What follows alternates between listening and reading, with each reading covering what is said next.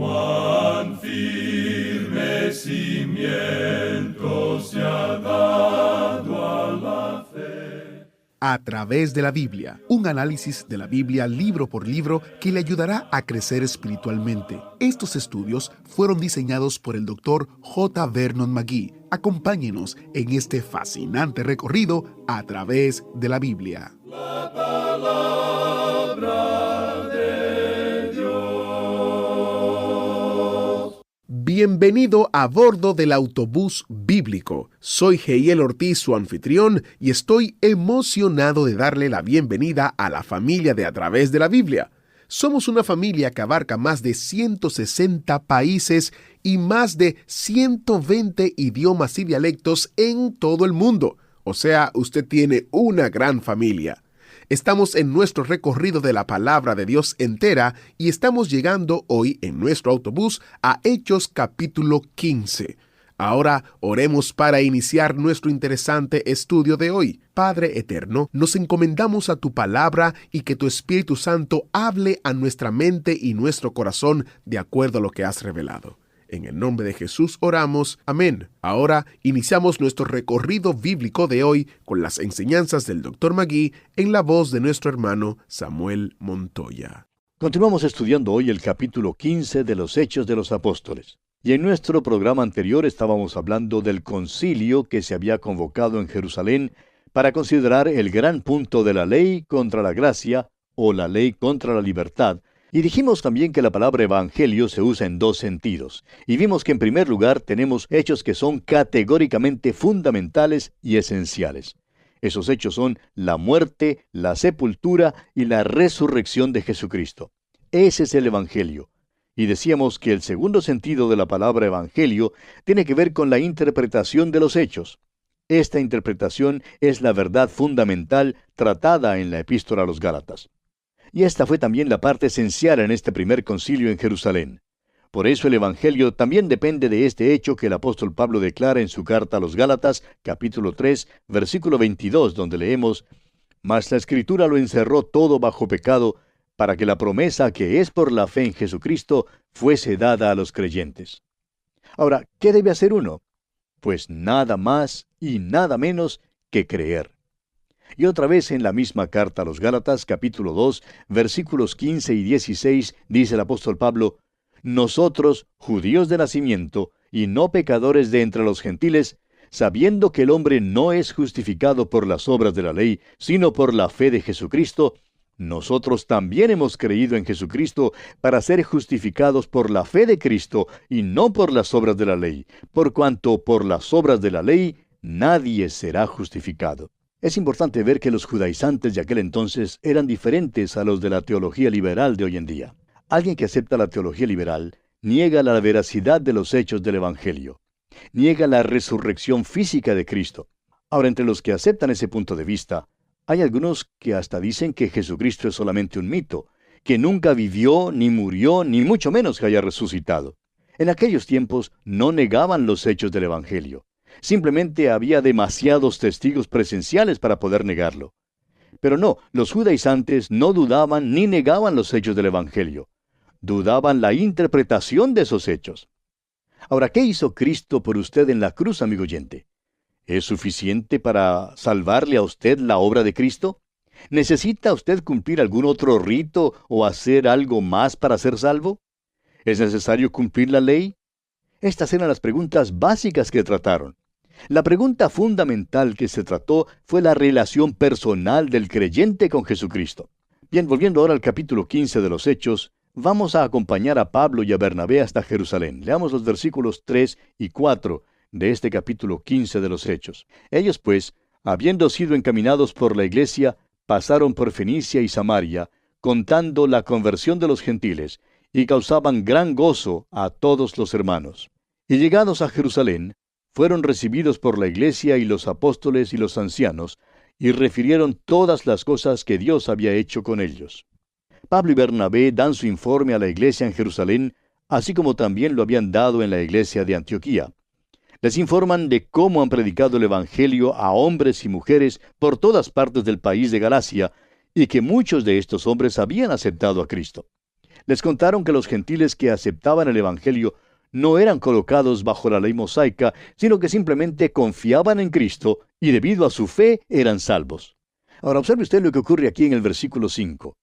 Pero algunos de la secta de los fariseos que habían creído se levantaron diciendo: es necesario circuncidarlos y mandarles que guarden la ley de Moisés. Ahora estos eran creyentes, pero todavía persistían en que era necesario guardar la ley. Querían añadirle algo al Evangelio. Y amigo oyente, cuando quiera que se le añada algo al Evangelio, ya no es el Evangelio, sino una religión, un conjunto de ritos. Luego ya no se tiene el Evangelio de Jesucristo. El único acercamiento que le es posible a uno hacer con Jesucristo es por medio de la fe. Todos tenemos que llevar a Cristo por la fe. No hay otra manera sino por la fe.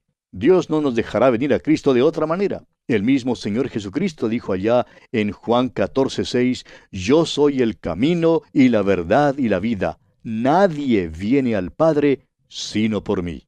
Incluye en esta declaración a todo el mundo. Hay una sola pregunta que Dios hará al mundo perdido, y esta pregunta es: ¿qué hiciste con mi hijo, quien murió por ti? Dios no va a preguntar, ¿te portaste bien? ¿O asististe a la iglesia? ¿O cumpliste este rito o aquella ceremonia? No, amigo oyente. El punto clave es lo que usted, amigo oyente, haga con el Hijo de Dios. ¿Acepta usted al Hijo de Dios, quien murió por usted y quien resucitó? ¿Pone usted su confianza en Él? La respuesta a esta pregunta determina su destino eterno. Dice el Señor: nadie viene al Padre sino por mí. Este es el punto que se discutía allí en el concilio en Jerusalén. Ahora el versículo 6 del capítulo 15 de los Hechos dice: y se reunieron los apóstoles y los ancianos para conocer de este asunto. Consideremos ahora la decisión del concilio. Los apóstoles y ancianos se habían reunido y hubo mucha discusión ese día. Disputaron violentamente. Es necesario que se haga ahora una decisión, y Simón Pedro es el primero en expresarse en cuanto a este asunto.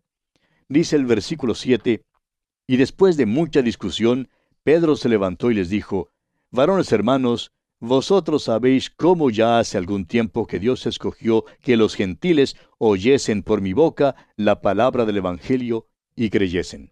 Ahora no creemos que esta fuera la primera vez que Pedro habló aquí en este concilio. Si se hubiera quedado callado todo ese tiempo de discusión, no habría actuado conforme a su carácter. Opinamos que ya había dado su opinión antes de esto, pero ahora da un resumen en cuanto a este asunto. Recuerde que esta no es una nueva decisión para Pedro. Él ya había declarado lo mismo en la hora de la conversión de Cornelio. Pedro mismo había sido escandalizado antes de comprender la verdad de aquella situación. Se le había dado la misión de entrar en el hogar de un gentil y predicar el Evangelio a un gentil, a un hombre incircunciso que no seguía el sistema mosaico y que comía carne de cerdo. El resultado fue que aquel gentil fue salvo, aunque no guardaba la ley. Creemos que los miembros de este concilio estaban dispuestos a escuchar a Pedro porque él era el judío de judíos, es decir, muy estricto. Todos sabían que Pedro siempre se mantenía lo más cerca posible al sistema mosaico. Por tanto, podemos asumir que si Pedro hablaba, le escucharían. Pues bien, Pedro comienza testificando que los gentiles habían escuchado el Evangelio de su propia boca y que habían creído. Ahora, ¿significó esto que eran salvos de veras? Pedro declara que sí, que han sido salvos por medio de la gracia de Dios. Pedro mismo tuvo que aprender que la salvación no depende de lo que uno come o no come, que si come carne de cerdo o no la come. La salvación no depende de guardar el día de reposo, ni de observar el domingo, ni de observar cualquier otro día de la semana. La salvación es por gracia, por medio de la fe. Somos libres para escoger lo que queramos hacer en cuanto a estas cosas. Tenemos libertad con respecto a esto. Y en los versículos 8 y 9 de este capítulo 15 de los Hechos, el apóstol Pedro dice: y Dios, que conoce los corazones, les dio testimonio, dándoles el Espíritu Santo, lo mismo que a nosotros. Y ninguna diferencia hizo entre nosotros y ellos, purificando por la fe sus corazones. Pedro había testificado en cuanto al hecho de que después que les comunicó a Cornelio y a los que estaban con él los hechos del Evangelio, ellos creyeron y fueron salvos. Esto fue evidente porque el Espíritu Santo vino sobre ellos, así como había venido sobre los apóstoles y sobre los creyentes judíos en Jerusalén. Amigo oyente, Este es el único camino de salvación. Es por medio de la fe. Uno no puede hacer nada para merecer la salvación. Jesucristo lo hizo todo por usted hace ya más de 2000 años. Todo lo que Dios pide que usted haga es que acepte a su Hijo, quien murió por usted. Ahora continúa Pedro hablando en el versículo 10 de este capítulo 15 de los Hechos, y dice, Ahora pues, ¿por qué tentáis a Dios, poniendo sobre la cerviz de los discípulos un yugo que ni nuestros padres ni nosotros hemos podido llevar? Simón Pedro reconoce aquí algo que es de suma importancia. Dice que ni ellos ni sus padres guardaron la ley. Dios nunca ha salvado a nadie por haber guardado la ley. ¿Y sabe por qué no, amigo oyente? Porque nunca ha habido alguien que la haya guardado. Dios salva sobre una sola base, mediante la muerte y la resurrección del Señor Jesucristo. Antes de los tiempos de Cristo, los hombres traían a Dios un sacrificio. Traían ese sacrificio por la fe. Abel entendió que el corderito nunca podría quitar el pecado. Entendió que el corderito era solo un símbolo de lo que Dios le había contado a su madre.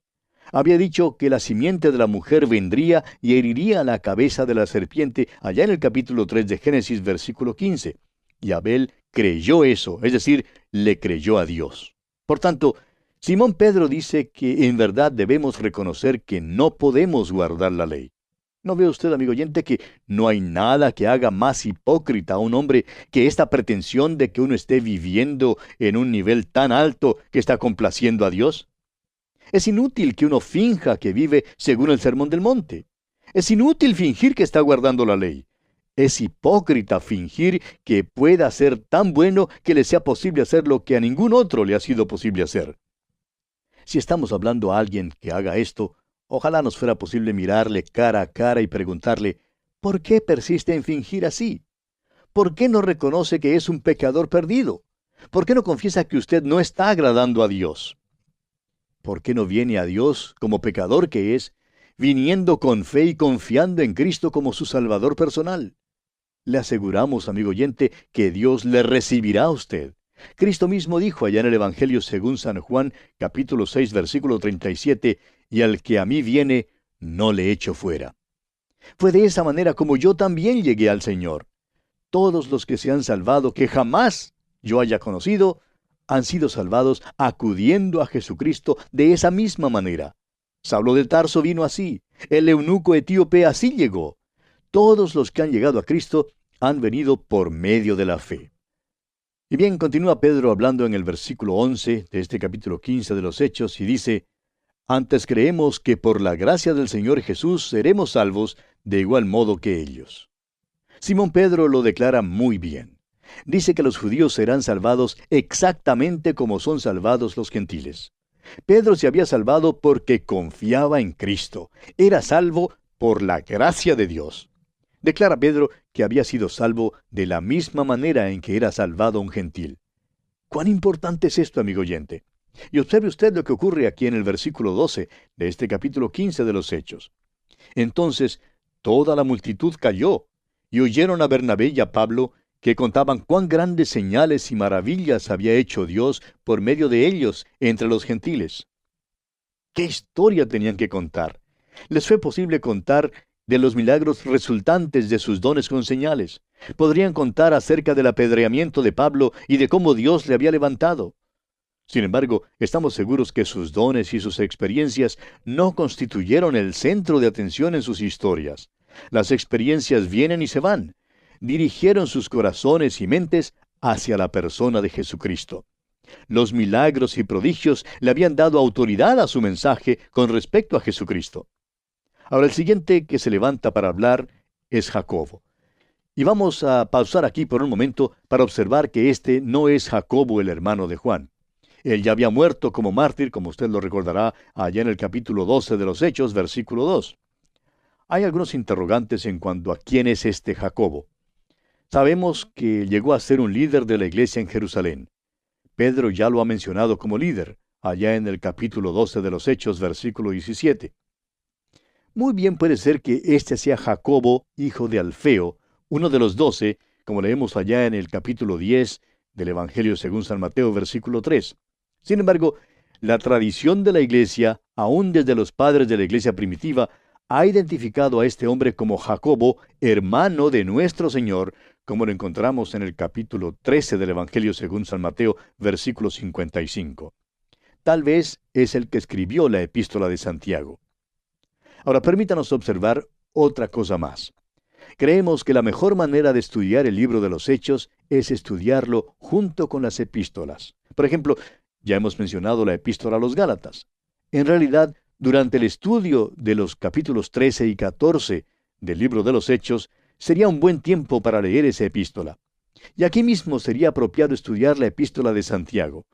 No nos es posible hacer esto en este programa, pero no sería malo que usted estudie este libro de los Hechos de esta manera que hemos sugerido. Pues bien, Jacobo realmente resume lo que piensa este concilio en Jerusalén. Apunta el programa de Dios para el futuro. Y debemos recordar que estos hombres estaban al comienzo de una nueva dispensación. La iglesia recién había nacido en el día de Pentecostés. De modo que todo esto era muy nuevo. Estaban en su infancia. Algunos todavía no comprenden que vivimos en la edad de la gracia, el período de la iglesia. Por tanto, no seamos tan críticos de estos hombres que se reunieron en los comienzos de esta nueva edad. Y dice el versículo 13 de este capítulo 15 de los Hechos, y cuando ellos callaron, Jacobo respondió diciendo, varones hermanos, oídme. Creemos que después de que Simón Pedro habló y después que Pablo y Bernabé dieron su informe, hubo un silencio a causa de que ninguno tenía algo adicional que decir. Aún los judaizantes se quedaron callados debido a los informes de lo que había tenido lugar. Cuando Jacobo habló a la multitud ese día, les pidió que escucharan con cuidado, pues lo que tenía que decir era muy importante. De modo que esto quiere decir que usted y yo, amigo oyente, también debemos escucharle con mucho cuidado. Probablemente a todos nosotros nos hace falta pasar más tiempo escuchando a Dios y menos tiempo hablando. Bien, vamos entonces a escuchar a Jacobo. Dice el versículo 14 de este capítulo 15 de los Hechos, Simón ha contado cómo Dios visitó por primera vez a los gentiles para tomar de ellos pueblo para su nombre. Jacobo está completamente de acuerdo con Pedro. Los dos declaran cuál es el plan de Dios para el día de hoy. ¿Está salvando Dios al mundo entero? No. ¿Está estableciendo Dios su reino? No. Bueno, entonces, ¿qué es lo que hace Dios hoy? Está visitando a los gentiles para tomar de ellos pueblo para su nombre, amigo oyente. Vemos en el libro de Apocalipsis que delante del trono de Dios habrá gente redimida de toda tribu, lengua, gente y nación. La palabra de Dios saldrá al mundo. Habrá oposición y habrá apostasía, pero la palabra de Dios saldrá a todo el mundo porque Dios está tomando del mundo a un pueblo para su nombre. Es por eso mismo que estamos tan ansiosos de proclamar la palabra de Dios. Toda la palabra de Dios para todo el mundo. Ahora mismo hay gente de todo color, de todo clima, de toda condición, de toda raza y prácticamente de toda nación que escucha este programa. Gracias a Dios que podemos usar este medio para proclamar la palabra de Dios. Entonces, ¿qué hace Dios con esa palabra? Está tomando de los que la oyen un pueblo para su nombre. Ahora, no todos creen la palabra de Dios. Algunos le vuelven la espalda. Pero de los que oyen, Dios está tomando pueblo para su nombre. Y subraye usted esta frase en su Biblia. Repítala muchas veces. Dios está visitando a los gentiles para tomar de ellos pueblo para su nombre. Otra vez, Dios está visitando a los gentiles para tomar de ellos pueblo para su nombre. Es por eso que damos muchas gracias a Dios que nos ha dado esta oportunidad de hablar con los hombres acerca de la salvación que se halla en el Señor Jesucristo y de enseñarles la palabra de Dios. Bien, continúa pues Jacobo hablando y dice en el versículo 15, y con esto concuerdan las palabras de los profetas como está escrito. Ahora, ¿creía usted que esta nueva edad fuera algo que en alguna manera fuese contraria al Antiguo Testamento? Bueno, no lo es. La palabra de los profetas está de acuerdo con esto. Y continúa Jacobo hablando y dice, después de esto. Ahora, Jacobo empieza a citar a un profeta, el profeta Amós, allá en el capítulo 9, versículos 11 y 12, y dice, después de esto, lo cual, en la profecía de Amós dice, en aquel día. ¿Qué significa esto? ¿Después de qué? Después de que Dios tome un pueblo para su nombre. Después de que tome un pueblo de entre los gentiles. Después que Dios quite a la iglesia de este mundo. Después de eso, cuando lleguen a ser parte de la iglesia y hayan sido tomados del mundo, el día vendrá cuando Dios quitará a su iglesia del mundo. Este evento lo llamamos el rapto o arrebatamiento. Es el próximo evento en la agenda de Dios. Después de esto, significa pues, después que Dios haya quitado a su iglesia.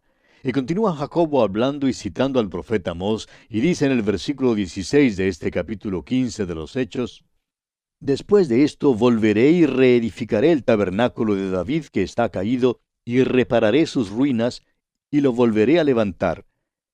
El tabernáculo de David está caído. No hay duda alguna de eso. No hay nadie en ninguna parte que pretenda ser del linaje de David. En realidad, el único que tiene ese derecho está a la diestra de Dios en este mismo momento.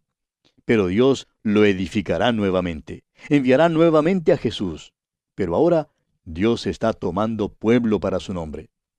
El escritor a los Hebreos nos dice en el capítulo 1 de su carta, versículo 13, Pues ¿a cuál de los ángeles dijo Dios jamás, siéntate a mi diestra hasta que ponga a tus enemigos por estrado de tus pies? Dios está trayendo a todos los enemigos de Cristo para ponerlos bajo sus pies. La rebelión se acabará uno de estos días.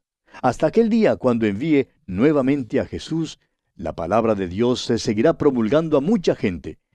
El Espíritu de Dios dice allá en el Salmo 2, versículo 12, Honrad al Hijo, para que no se enoje y perezcáis en el camino, pues se inflama de pronto su ira. Bienaventurados todos los que en Él confían. El programa de Dios es claramente bosquejado, amigo oyente. Está tomando un pueblo del mundo. Luego edificarán nuevamente las ruinas del tabernáculo de David, el cual está caído. El único que tiene derecho alguno a eso es el Señor Jesucristo. Y continúa Jacobo citando al profeta Amós en el versículo 17 de este capítulo 15 de los Hechos, y dice, para que el resto de los hombres busque al Señor, y todos los gentiles sobre los cuales es invocado mi nombre. Hoy en día, Dios está tomando pueblo para su nombre, repetimos. Sin embargo, la hora viene cuando habrá un gran retorno a Dios. Esto pasará después de que la iglesia haya sido quitada de este mundo. Estos son los que entrarán en el reino. El resto de los hombres que buscan al Señor. Y todos los gentiles sobre los cuales es invocado mi nombre, como se menciona aquí, volverán al Señor. Este luego será el tercer paso en el programa de Dios. Y concluye Jacobo de citar al profeta Amós, y dice aquí en el versículo 18, dice el Señor que hace conocer todo esto desde tiempos antiguos. Y vamos a dejar aquí por hoy, amigo oyente, porque nuestro tiempo ha tocado ya a su fin. Que Dios le bendiga ricamente. Gracias por estar con nosotros y gracias al maestro Samuel Montoya por guiarnos en el estudio de hoy. Mañana continuamos y tenemos un asiento reservado exclusivamente para usted en el autobús bíblico. ¿Fue de ayuda para usted el estudio de hoy? ¿Desea enviarnos algún comentario de lo que ha estado escuchando? Entonces escríbanos, no espere más. Nuestro correo electrónico es atv@transmundial.org. atv@transmundial.org. Si desea recibir las notas y bosquejos de lo que estamos estudiando, suscríbase gratis en nuestra página en internet a través de la Biblia.org/notas. A través de la Biblia.org/notas. Hemos llegado al final por el día de hoy. Díganos, ¿fue de ayuda para usted el estudio de hoy? ¿Desea enviarnos algún comentario acerca de lo que ha estado escuchando? Entonces escríbanos, no espere más. Si desea recibir las notas y bosquejos de lo que estamos estudiando, suscríbase gratis en nuestra página en internet a través de la Biblia.org/notas. A través de la Biblia.org/notas. Si desea escuchar nuevamente el programa o si se perdió alguno de ellos, visite a través de la Biblia.org. Repito, a través de la Biblia.org o escriba al correo electrónico atv@transmundial.org. transmundial.org. A través de la Biblia.